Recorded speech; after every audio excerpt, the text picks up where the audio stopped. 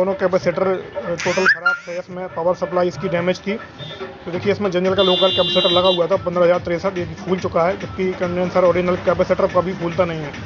मैं इसमें 22,000 microfarad 63 volt का कैपेसिटर लगाया हुआ है। इस प्रकार आप न्यू कैपेसिटर लगा सकते हैं, एम्पलीफायर को सही कर सकते हैं। आप इसकी साउंड क्वालिटी सुनिए।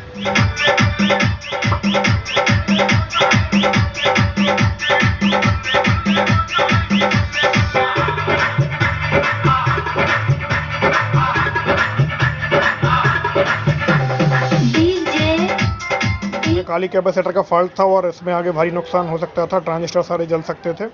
तो इसका दोनों कैपेसिटर ख़राब हो चुके थे और पूरा एम्पलीफायर बैठ गया था। बिल्कुल हमने क्लियर कर दिया है और कस्टमर का भारी नुकसान होने से बचा है इसमें। तो इस प्रकार से आप कर सकते हैं, कोई दिक्कत नहीं है। वीडियो को लाइक कीजिए, कमेंट कीजिए, सब्सक्राइब कीजिए चैनल को।